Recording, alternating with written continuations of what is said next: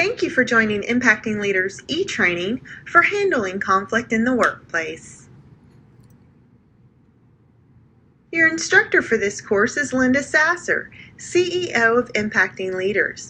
Linda has over 25 years' experience in developing businesses, leading teams, and directing sales programs. Linda has had the opportunity to successfully lead and guide teams through one of the most difficult subjects in the workplace: conflict. In this course, you will learn about the different stages of conflict and how to address, understand, and manage conflict. Hi everybody, it's Linda Sasser, and today we're going to create some conflict.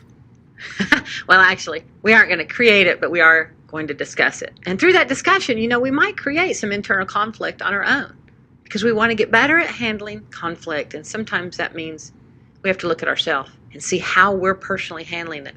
Dealing with conflict is one of the top challenges that we see inside organizations today. And I think there's many reasons why it's one of the top challenges. But when you really peel back the onion and look at it, conflict is such a personal thing to us that I think that's why it's so difficult to resolve. We each handle conflict differently, and that's what we're going to dive into today, is how do we handle conflict, and then how can we get better at it? Because if we're self-aware on how we deal with it, and we start to tweak and change and improve how we deal with conflict, then it will help with our team, it'll help with our one-on-one conversations with others, therefore help company-wide. So let's take a look first at the current environment of which you're in and some of the mishaps that are associated with conflict. So think about where you work right now. Think about the environment. And then I want you to vote and tell us, what's your environment like? Are you more in a, well, we don't deal with it environment? We just avoid it at all costs and ignore it? Or perhaps your environment is more one that's very lax on accountability. Therefore, if individuals aren't held accountable, it kind of creates conflict.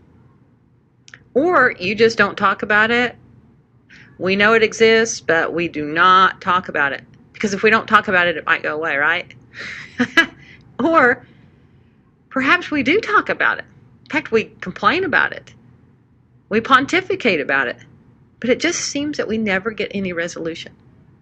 If you had to vote on which one of those was the most prevalent in your organization, which would you choose?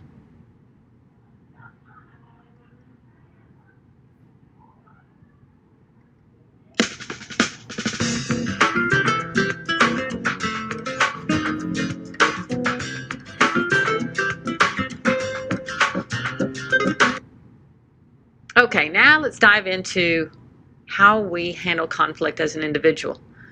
Now, to do this, because conflict can be so stressful, we've decided to have some fun with it. And so we're going to laugh a little bit at ourselves. So get ready. Let's not take ourselves too seriously with this. And we're going to connect different ways of dealing with conflict with different animals. And so you're going to label yourself today as one of these animals. Let's start with the gazelle. If you're a gazelle, then you prefer to kind of maybe flee from conflict. But how you flee is very unique. You're full of grace. You look great. I mean, look at that gazelle. Beautiful, graceful. You just prefer to leap away and not deal with conflict. Sometimes that happens because you lack confidence in wanting to deal with it, or you just really don't like it. You're a person who likes harmony. And so you prefer to be in a room where everybody's getting along. And when things get a little tricky, you're kind of like, I'm out of here. Hey, I'll go get lunch for everybody, and you get up and leave. Or you get up and go get a cup of coffee. Or you disengage from a conversation. Or decide not to go to a meeting because that means it's going to be full of conflict, and you just rather not deal with it. Now, gazelles, usually you hear them say things like, I don't need to be the one that handles this situation. I didn't start it, so perhaps the person who started it should be the one who handles it. Let me know how that comes out. That's a gazelle. They're preferring not to handle it. They're going to turn and go the other way. They might give you advice as to who should handle it. Now, keep in mind, conflict has no boundaries when it comes to leadership.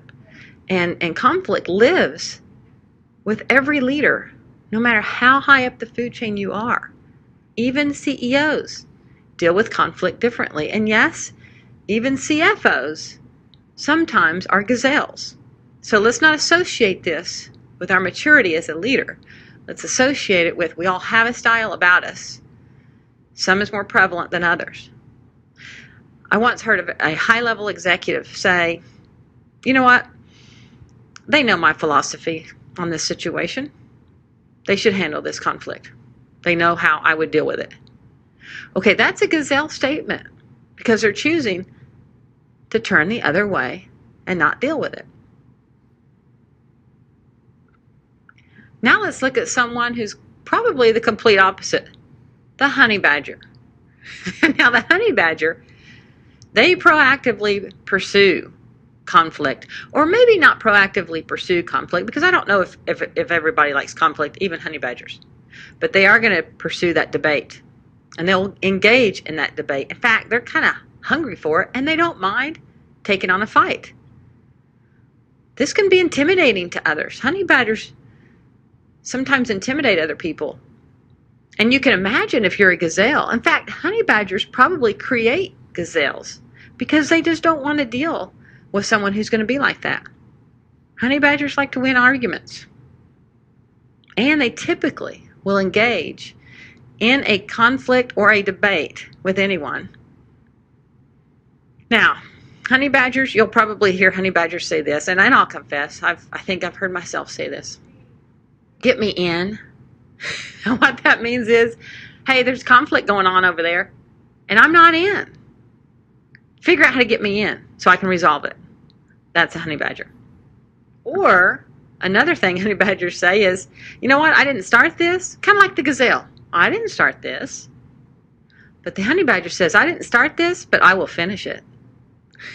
So you can see the honey badger's got some values because they're going to probably address it. They're not going to turn and run. However, they will create havoc because of how they handle it. Just like the gazelle creates havoc by not addressing it.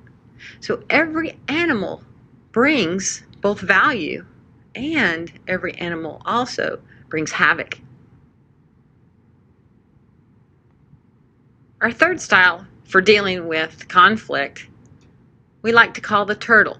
Now the turtle, they kind of hide out. They really don't seek conflict. They're more or less have the freeze response. Now, unlike the gazelle, they're not going to turn and run. The gazelle leaves. They run. The turtle, they'll stay put. They're just going to be very quiet. And they're really not going to tell you how they feel about a subject. And in fact, they're going to ignore it. Now, this ignoring could be because of fear, or it could be because of arrogance. Perhaps they're above handling this conflict and they don't want to get involved in it. Now, to a turtle, conflict is a waste of time. In fact, a turtle with a title will delegate dealing with conflict because it's kind of beneath them. Interesting enough, when you don't deal with conflict, you actually create more conflict.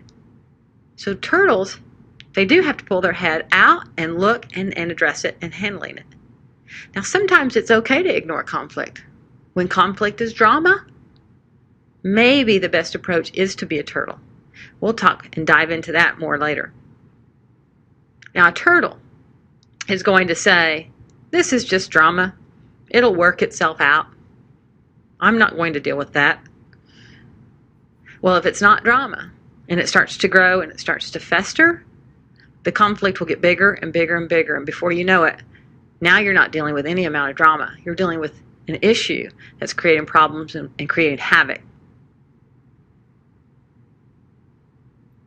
And then we have the fox. Now, the fox is a fixer. In fact, they're going to position conflict in a way that they can kind of manipulate getting it fixed. A fox is very surface in how they fix things. They're going to check it off like a task. Okay, I got that problem fixed. What's the next problem? Okay, I got that problem fixed. What's the next problem? Now, the good thing about a fox is that they're going to think about fixing it. But the negative side of a fox is it's very surface. because they're all about the fix. They're not about the learning process.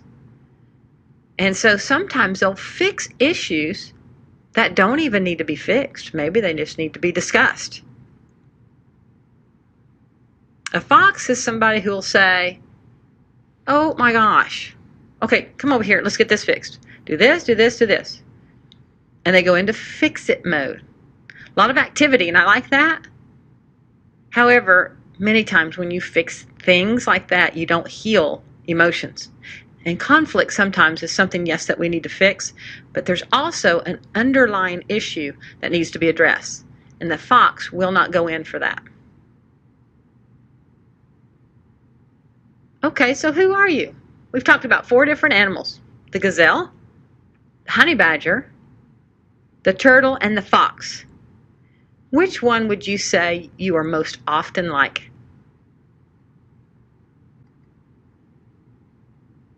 You know, here's something that we do know about conflict. In every animal style, it does not matter. It will be consistent. If conflict is not handled, it will do nothing but grow and get worse. We know that. Conflict just doesn't go away, unfortunately.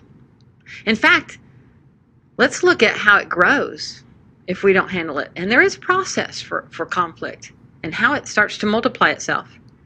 The first stage we like to call the infancy stage, meaning it's small, easy to deal with because it just happened. This is when we need to jump on conflict, is when it's in this stage, because it's easy to address, it's still small, and we can move quickly on it. Usually only 1 or 2 people are involved. The longer conflict is not dealt with, the more people it affects, meaning you're going to have to handle conflict with more people if you don't take care of it while it's in its infancy. All right, stage 2 now. Okay, now we didn't deal with it while it was small, so it's starting to ignite. That's the second stage, where it starts to ignite, and unresolved conflict continues to grow, and now it's affecting performance and production. And it starts to trigger things that we know we don't like drama and gossip, frustration, because it's not being handled.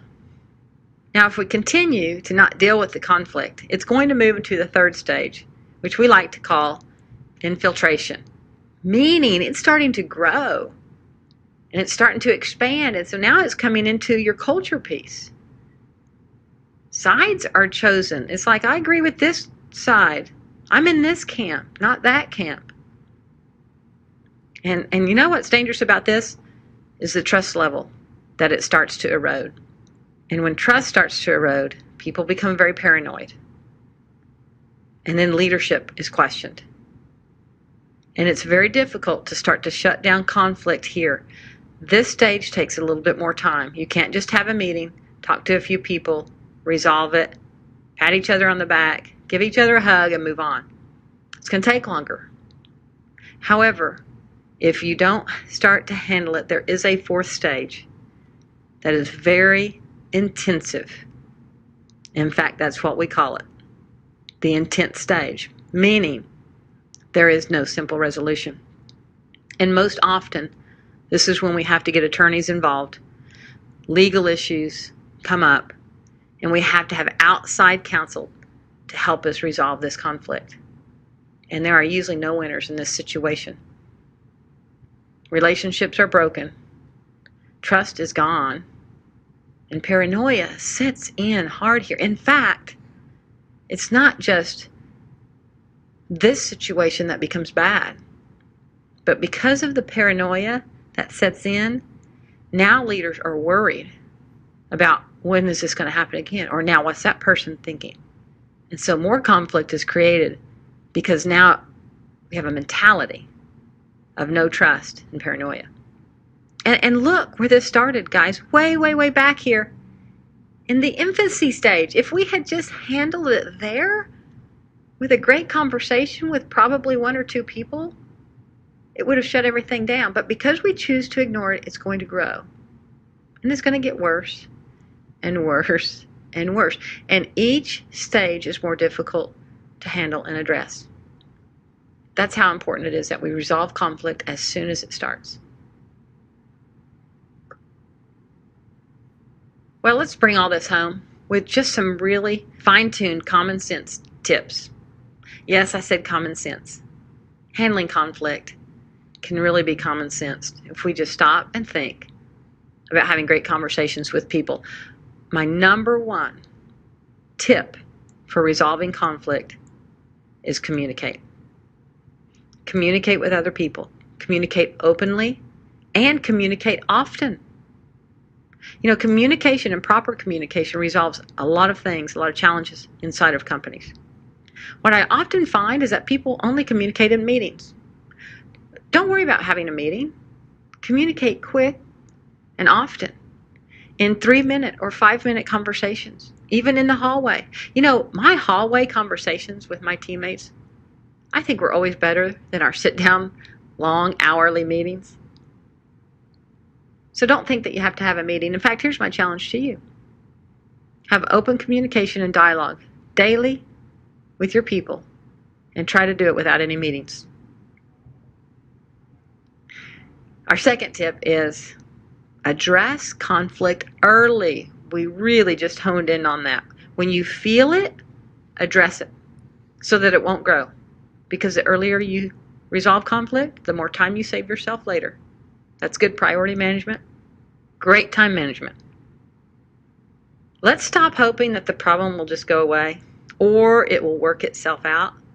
Most often it won't. Now I realize there are some times where it will, but I'm not willing to face those odds because more often things don't work out. And hold people accountable to their actions and their behavior. When you start to see people stir the pot, perhaps it starts as drama or gossip, and then it starts to grow to a situation of conflict, hold those people accountable. Make sure your team understands how you feel about conflict and that we're going to handle conflict. In fact, that segues right into my next tip, which is setting rules of engagement. Meaning we're going to address conflict because we don't want conflict to grow. However, we're not going to take conflict personally. We're going to see conflict as a thing, as an object that needs to be taken care of. One of my favorite things to do, and hopefully it's a good tip for you, is to view resolving conflict as an opportunity for growth and learning. So as you start to resolve conflict and have those conversations, use it as a learning opportunity and just say, okay, first of all, thanks to everybody for coming to the table and deciding that we're going to resolve this situation and this conflict that we've had. Let's see what we've learned from it. Not only what we've learned from the situation, but what have we learned personally? And what are we going to take away so that we can replicate in a good way?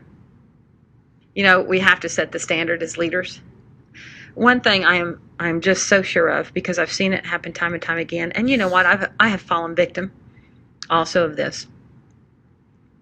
As a leader, when we don't handle conflict, our people see that, they notice that, and they feel the wake of that. Meaning we bring hardship to those that work for us when we don't deal with conflict, because they're going to have to deal with it in some way, shape, or form. But more important, at least to me, is the example I'm giving. That either I am too chicken or I do not have the confidence to handle this situation. And I don't want my people seeing that. I want them to see that I have the courage and that I'm going to lead by example and that I'm going to handle conflict so that they don't have to. In return for those actions as a leader, I know they're going to learn from that and handle conflict better at their level. And if they handled it better at their level, I wouldn't probably have to ever handle it. So there you go. There's the benefit back to me. Handle it, teach. Let's grow and let's learn from conflict. Make things better for ourselves. Obviously make things way better for our team. And in turn for our culture and how we grow an organization. What a great subject to talk about. What a great subject for you to take with your team. Take this course together. Laugh at each other because of the animals and what you represent. And know that every animal has both very good traits and very weak traits that we want to address.